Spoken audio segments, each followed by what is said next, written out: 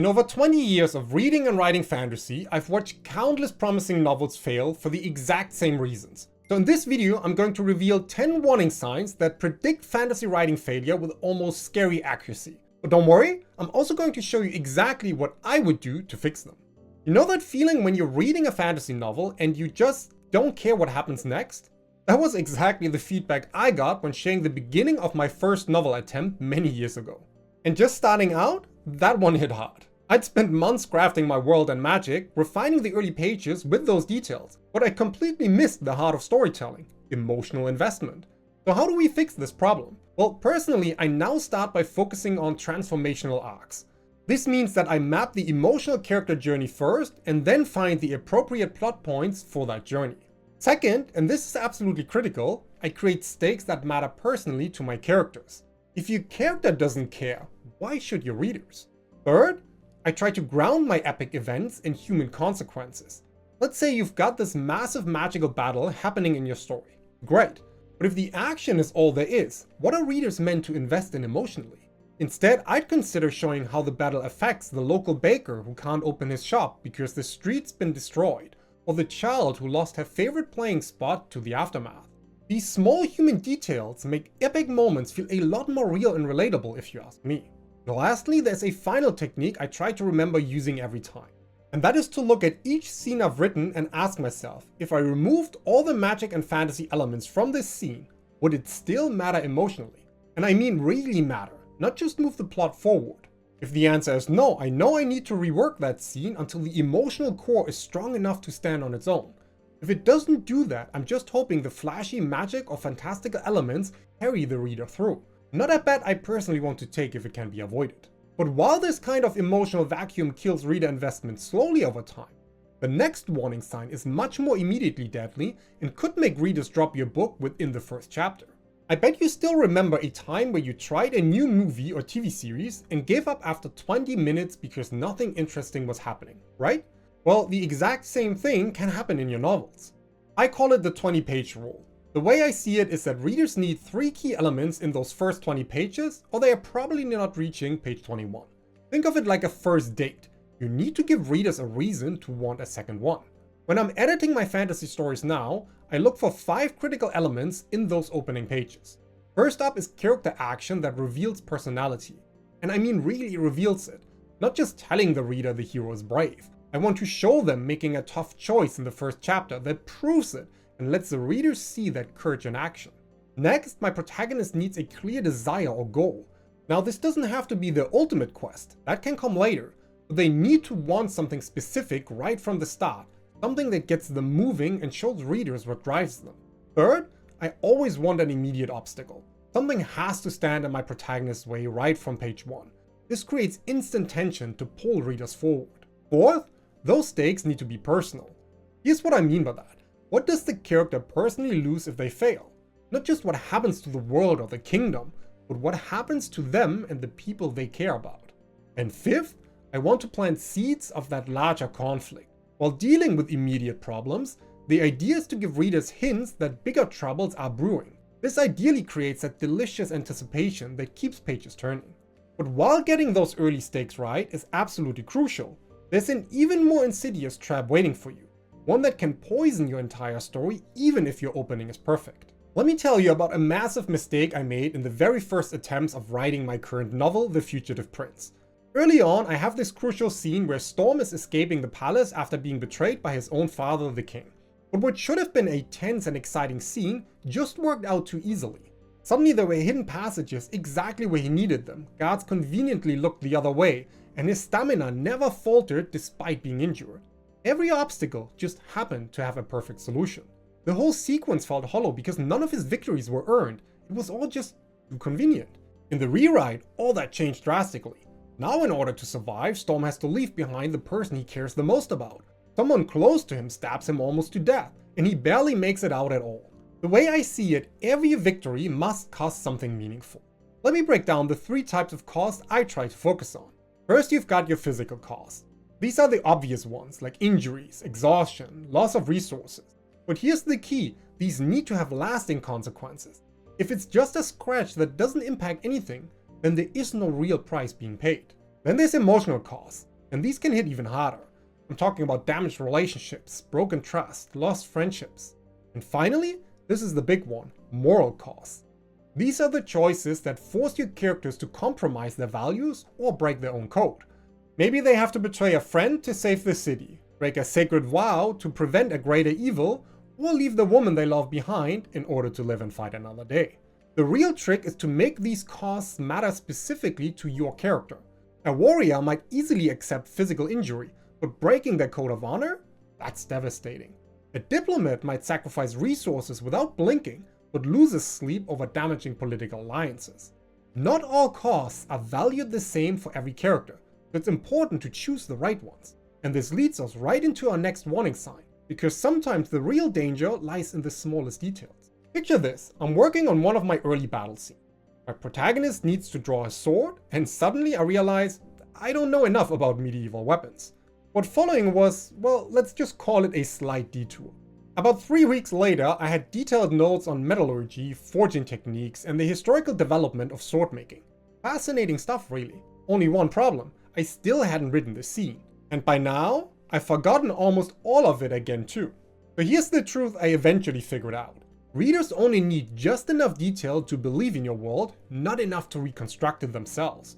The first rule I've established as a result was to only research what directly impacts my story's events. For example, if my main character is a blacksmith, then sure, I dive into metallurgy. After all, the expertise should shine through. But if a warrior is just purchasing a sword, you probably only need to understand basic terminology and typical prices. My second rule might sound obvious, but it saved me countless hours. It's to set strict time limits for research. Spending an hour learning about medieval castle layouts? That's productive. 3 weeks exploring the historical evolution of drawbridge mechanisms? That's procrastination wearing a very clever disguise. Lastly, and this helps me stay productive while satisfying my curiosity, I keep what I call a future projects file. Whenever I discover something fascinating that doesn't quite fit my current story, it goes in there so that it doesn't distract me from my current project. But rather than looking into the future, let me tell you about our next warning sign right away, one that has everything to do with the past. Imagine walking through Rome for a moment. Those modern streets you see, they are following paths laid down thousands of years ago. Ancient foundations shape every new building, every modern development. I try to have my characters work exactly the same way. This means that past experiences should shape all of what they do, even when that history isn't immediately visible.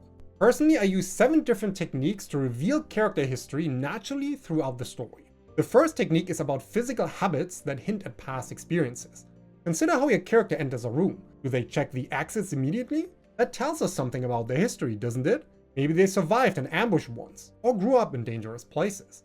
The second approach is reaction patterns that signal learned behaviors. If your character flinches when someone raises their voice, readers instantly understand something about their past. You don't need to explain it directly, the instinctive response tells the story. Third method focuses on relationships colored by previous encounters. A character who distrusts authority? Show me how they interact with guards or nobles. Their behavior reveals their history without a single flashback. Fourth, and this is subtle but powerful, use objects that carry emotional significance. Maybe your warrior maintains a simple copper ring with the same care they give their expensive sword. That contrast immediately raises questions about the ring's importance. My fifth technique involves showing decisions influenced by past consequences. For example, your merchant character refuses to take the sea routes? Instead of explaining the history with pirates, show their tension when others suggest ocean travel. Sixth approach uses environmental triggers to surface memories naturally. Particular flower scent, a specific kind of music, even the quality of light on a summer afternoon. These can all spark organic moments of remembrance. And finally, my seventh technique, revealing skills that point to previous training. Don't tell me your character can pick locks. Show them using that skill while muttering about lessons learned in their street kid days. Just make sure you don't end up with an information dump here. Now, with half of the pitfalls behind us, this next warning sign snuck up on me during the early planning phase of The Fugitive Prince, and it nearly derailed the entire story. On the surface, everything looked fine. Storm, my protagonist, was moving through the plot, making decisions, facing challenges. But something felt hollow. I had planned his story as if he existed in a vacuum. Sure, he interacted with other characters when the plot demanded it, but those interactions felt mechanical, perfunctory. It wasn't until I started exploring the web of relationships surrounding him that this story really came alive. Take his relationship with his father, for instance. Initially, it was just king somehow being corrupted, son must stop him. Pretty straightforward, right? But when I began weaving in their shared story, the private jokes during sword training, the quiet grief they shared over his mother's death, the small traditions they maintained even as royal duties pulled them apart, suddenly their conflict carried real emotional weight. These days, I approach character relationships differently from the start. Before I write a single scene, I map out how my characters connect, not just to my protagonist, but to each other. Those secondary connections, they are storytelling gold if you ask me. Imagine a servant who's loyal to the queen, but grew up with a rebel leader. A merchant who supplies both the city guard and the thieves' guild. These overlapping loyalties create natural tension without forcing it. Next, I make sure to show interactions that go beyond plot necessity. Characters share meals, tell jokes, remember shared experiences. I also deliberately create relationship conflicts that complicate choices. When Storm starts to find allies, not all of them stay that way throughout the entire story. Some make his life more difficult. And lastly, I use secondary characters to reveal new facets of my protagonist's personality. How does your noble protagonist treat a servant who can't possibly help his cause? What does he do when he thinks no one's watching? These small moments often tell us more about a character than grand speeches or dramatic confrontation. But speaking of pushing boundaries, here's a particularly sneaky problem that can drain all the tension from your story. And the tricky part is, it actually feels right while it's happening. I'm talking about staying in your conflict comfort zone. You know what made me realize this was an issue? Weightlifting of all things. See, in the gym, if you're not challenging your muscles, you're not growing stronger. The same principle applies to your characters. If they're handling challenges easily, your story isn't growing either. Think about that for a moment. Every time your character faces a problem with their usual tools and strategies, you're essentially letting them bench press the same way they've always handled. Sure, they might succeed, but they're not developing new strength. In my writing, I push conflict across 3 distinct levels, and each one needs to stretch my characters beyond their current capabilities. First, there's external conflict, the physical challenges your character faces. But here's the key, don't just give them tough fights. Force them into situations where their usual approaches won't work. In The Fugitive Prince, I stripped Storm of his royal resources and combat training advantages. Suddenly he had to survive using skills he'd never needed before. The second level dives deeper, interpersonal conflict. This isn't just about creating arguments between characters, it's about forcing impossible choices between competing loyalties.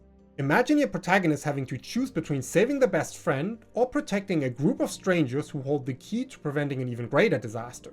There's no easy answer here. And finally, we hit the deepest level, internal conflict. This is where you really turn the screws on your character's beliefs and values. Maybe your noble warrior discovers that following their code of honor will lead to innocent deaths, or your peace-loving mage realizes that violence might be the only way to prevent greater bloodshed.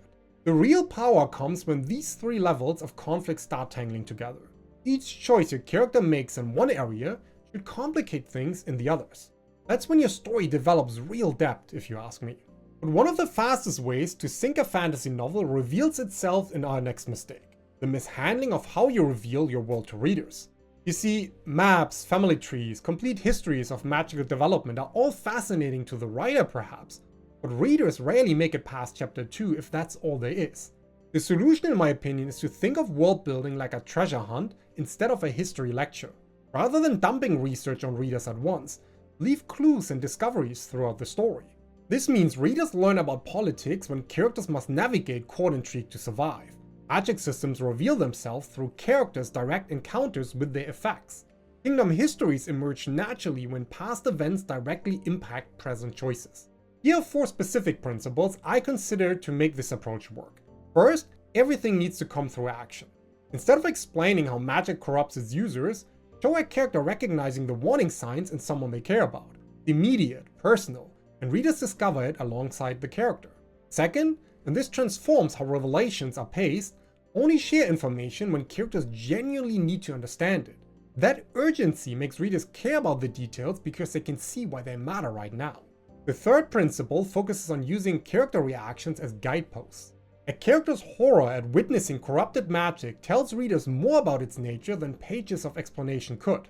The way locals respond to normal elements of your world helps readers understand what's unusual or important. And finally, trust in the intelligence of your readers.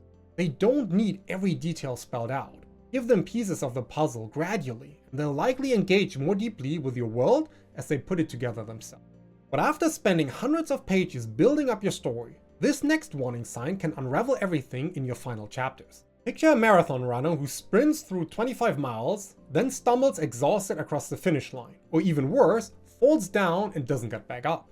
When writers rush to wrap up their stories, crucial elements often get overlooked. What about the refugees from destroyed villages? What happens to the allies who risk everything to help? Did the magical catastrophe leave any lasting effects on the kingdom? Leaving too many threads dangling makes even the grandest victory feel incomplete. Story resolution isn't just about wrapping up the main plot, about giving readers closure on the journey they've invested in. Here's how I consider this nowadays. First priority is to give every significant conflict the space it needs to resolve properly. If a character betrayal shattered a lifelong friendship 6 chapters ago, I don't patch it up with a quick handshake in the epilogue. I want to show the difficult process of rebuilding trust, or sometimes the painful acceptance that some bonds can't be mended. Next is to balance external resolution with emotional closure. Sure, the Dark Lord is defeated, but how has that victory changed your characters?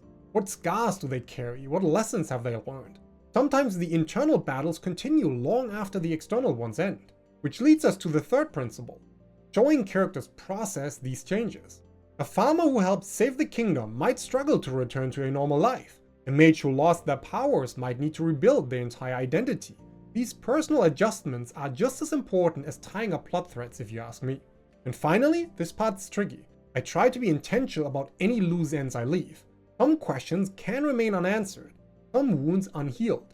But these should be conscious choices that serve the story, not oversights I forgot to address. A series can be particularly interesting for that, since some threads might not untangle before book 2 or later. The key to a satisfying ending lies not in how quickly you reach it, but in how thoroughly you honor the journey that brought readers there. Every significant thread deserves its proper conclusion, even if that conclusion is deliberately leaving some questions unanswered. Now, having said that, we've reached our final warning sign, and it might be the deadliest of all because it can prevent you from fixing any of the problems we just discussed. I'm talking about the voice in your head that might whisper, "The first draft is good enough," or "Revision will ruin my creative vision." You see, I used to think revision meant proofreading, fixing typos, smoothing out awkward sentences, maybe cutting a few redundant scenes.